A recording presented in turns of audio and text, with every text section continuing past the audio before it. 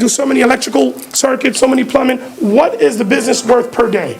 Okay, now what is the business worth per week, or what am I making per week? And then if I have to be out because I didn't take care of something, what is that costing me, and what is that costing the other people that have to pay that price?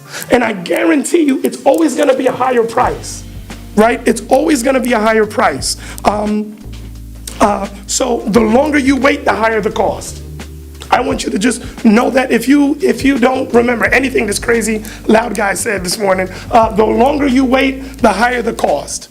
If there's somebody in your family that's dealing with blood pressure issues, that's dealing with diabetes, that's dealing with delaying and going, see, hey, grandma, the longer you wait, the more it's going to cost.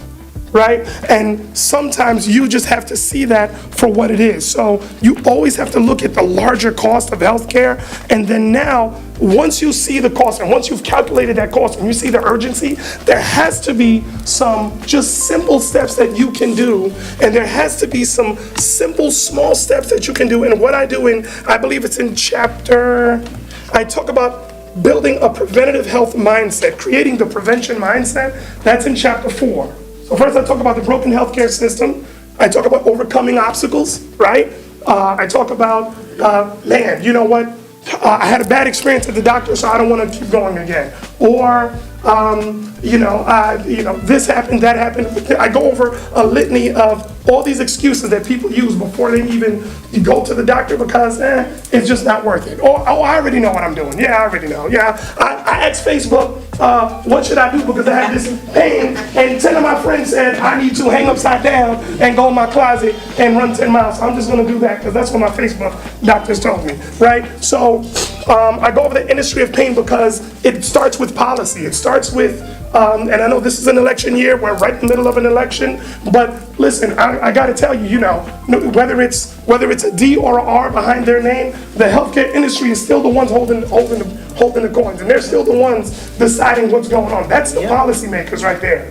That's where decisions are made. So we've got to, from a grassroots level, we've got to make sure that we're not just kind of blindly going down this path of being led down a path where we're just supposed to be on medication for the rest of our lives, or we're just supposed to have surgery at 35, like some of my patients, right? And we're just supposed to have, live on pain management and things of that nature. Now, I'm not against those. In fact, I refer people to pain management. I refer people to surgery. But that's when they've waited so long that there's nothing conservative that I can do, that they have no choice but to do something aggressive. And that's what I'm trying to do. I'm trying to tell you that there's an urgency in doing something now about your healthcare, and also creating that prevention mindset where, what is a prevention mindset? It's actively looking for solutions before the major problem happens.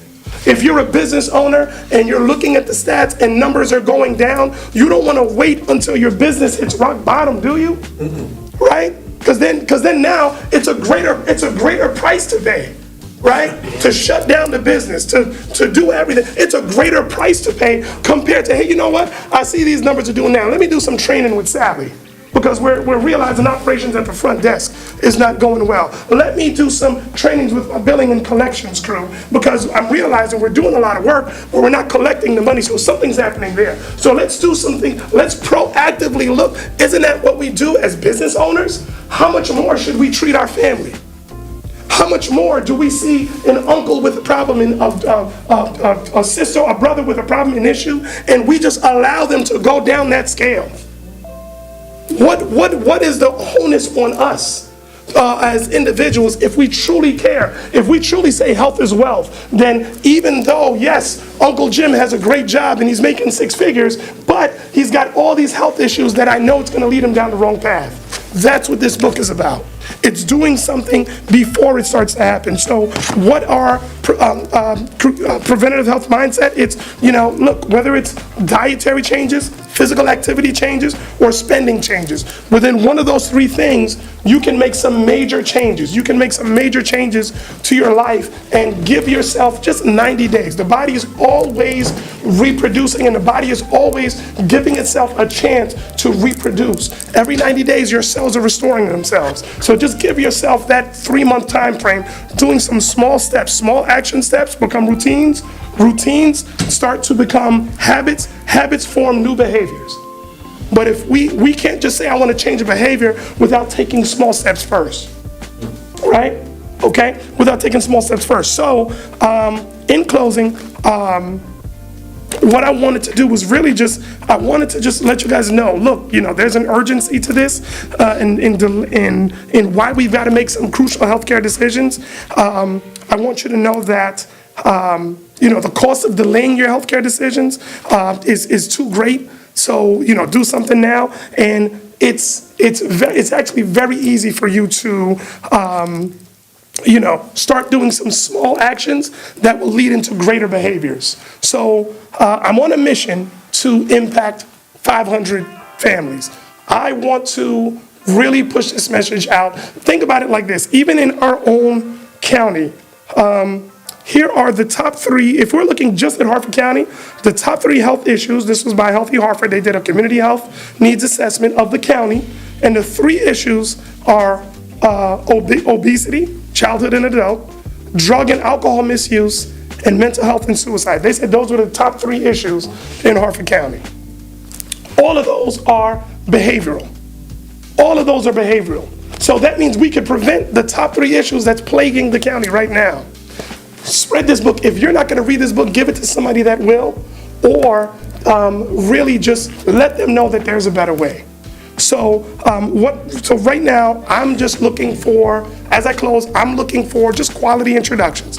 If you could think of anybody that would benefit from this message, and you could think of anybody that would benefit from either, myself or either from this book, definitely let me know. Joyce will hand out a form for you to fill out and just hand it to me or send it in later, or if you can't fill it out now. But I really am looking to do more public speaking. I'm looking to impact more groups. So whether it's a business and you've got 30 people there, or it's a church that you go to, or it's a organization that you're a part of, right? Just let me know. And if it's a hospital setting or wherever it is, I'm okay with doing it as long as my schedule allows. I'd love to help you, and I'd love to really impact the community with this message. Lastly, the second thing that I'm going to ask you for is if you know of anybody, that's it. Just hand that out for me. Thanks so much. And if you or anybody you know is suffering from, the broken healthcare system, and like I said, there's great things going on, but if you or anybody you know that's suffering from a broken healthcare system, in need or a second opinion, I'm here. My office is literally right down the street.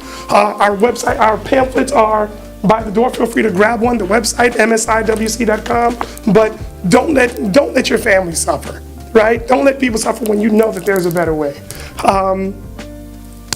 That's it. We have Question. swag for anybody that is gracious enough to help us make those quality introductions. Yeah.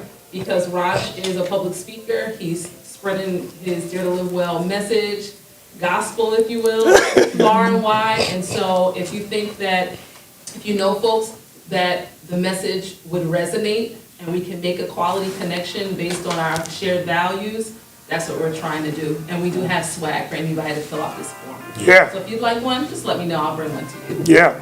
We have time for questions. Brief Q&A. Let's talk, people. I hope I didn't bore y'all this morning. You're like, no. Yes, Miss, was it Opet? Obed, yes. Yeah, it's interesting, and my reason for being here is because it's a child and I do workplace wellness. Oh, that's awesome. The thing that we recently did for I have 5 children, we give a little background, and 18 grandchildren. So we had a familial dinner this past Sunday with our 5 children because I was showing up at the doctor's and they were telling me about familial conditions. Yes. We were talking about it. I was like, okay, well, I got these children, I have these grandchildren, we need to have a conversation. And so it was good to sit with them and say, okay, these are the things that are in our bloodline, these are the things that you can prevent. That's it. And these are, so I think, being here today is solidifying what's necessary.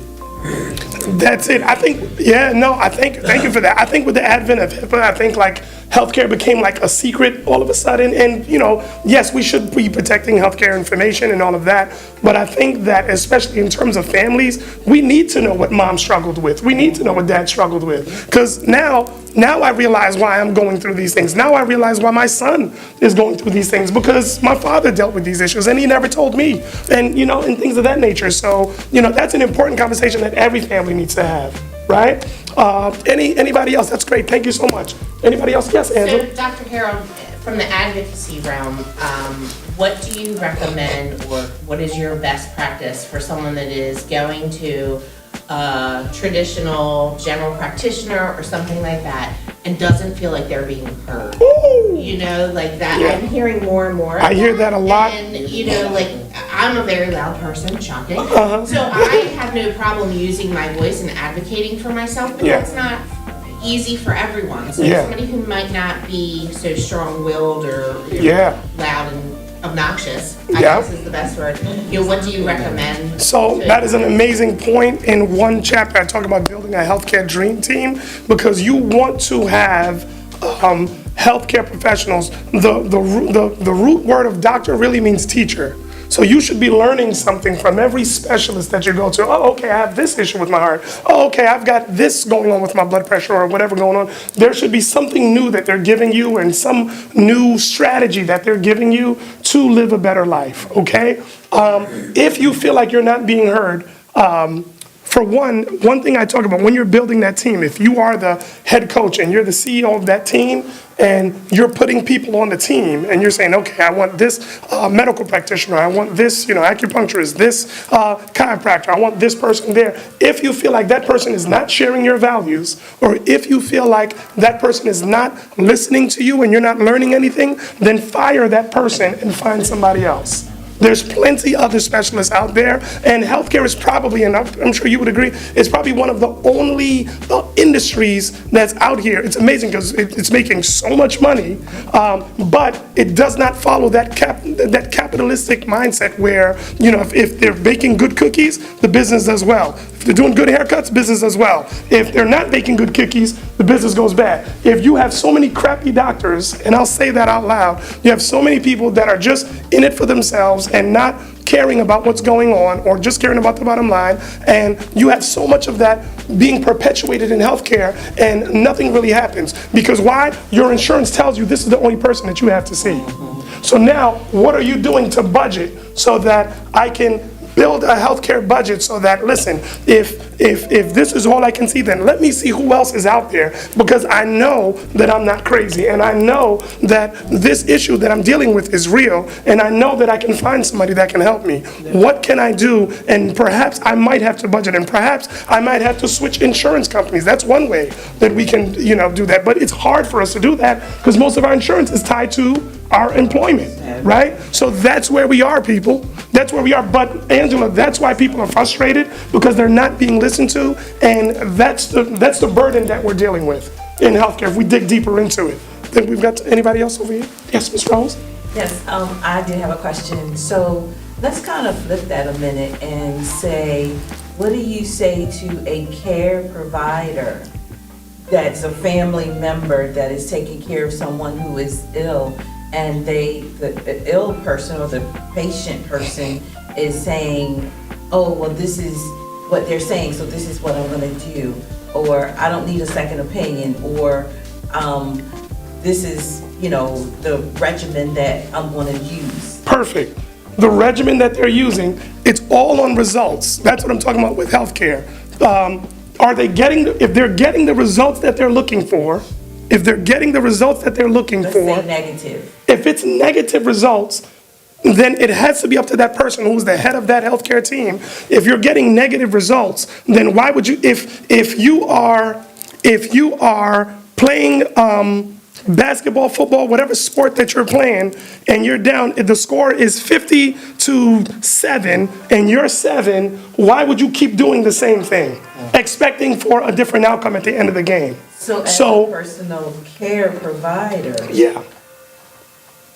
you're kind of like out on a limb, aren't you? Well, you can search for a different personal health care provider. If you're not getting personal results, then there probably should be probably a familial meeting where it's more than one person that's in the room. And we come as a collective saying, hey, listen, Aunt Gertrude, Uncle Phil is not getting better. He's been working with you for, I don't know, let's just say he's doing physical therapy at home, and he's an at-home physical therapist, a home health thing. He's been working with you for the past 2 years, and we just got back his healthcare records, and he's actually getting worse. So what are you gonna do about it, or who else can we use? Who else can we use in your company, if that's a healthcare company that we use? Who else can we use, because we're not happy with the results that we're getting? And we have to have that honest conversation, right? So, that's it. I did want to get, Joyce, did I miss anything? Okay. I did want to get a selfie with y'all. I don't think I have my camera, but, I was gonna say, can we maybe Kevin, how can stand we up do it? with you? Oh, perfect. Yeah. Does that work? You're the photographer. How can I get a selfie with everybody? So, You want me to just have one thing everybody? I think you should do is, if you want to take a phone and just stand up front and try to get like a wide shot, like where it is a selfie, and then if everybody wants to stand after that, and I can shoot it that way. That's awesome. Everybody hold That's awesome. All right, everybody hold your books up. We are their champions. And smile. We are their champions. And yeah, make sure y'all smile. I don't want to see no mean faces. You know what? No mean faces. You know what? I'll just do it this way. All right, this group. Let's see which group can look the livest. We got this group. Hold on, I gotta get my head. I'm blocking you. This group. That was okay. Now we got this group. Let's make some noise. Oh, wait a minute. Guys, thank y'all so much. We did amazing. Look, we're looking for quality introduction. So Joyce has the sheet. I'm sorry, say that again. Oh no, I'm sorry. I thought I took the pictures. You took the picture. Yeah, girl. You were paying attention. See, rewind. Hey, look, I'm zooming in right here. Look at you. Boom.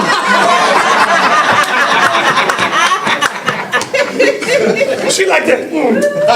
You were still hating on the other side. That's why. Guys, thank you all so much. Angela, I'm just going to bring Angela up. Any closing words? Or? No, I just want to thank you and Dr. Joyce for your time and your giving of the books. I know that is literally an investment, and I appreciate you making that investment to this group this morning. And like he said, he is not shy, and what he says, he stands by his word. So if you know someone that can benefit from this, please reach out to them. And if it is a business or a client or, just some associate, please don't hesitate to give you a call, because I know that you're willing to send this message. That are on the sheet, just in case, we don't know who Dr. Rosh is connected with. Some organizations that we connect with are higher education, so colleges and universities.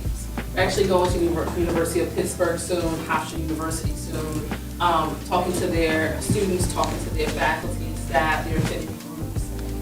Public education, it's a big one.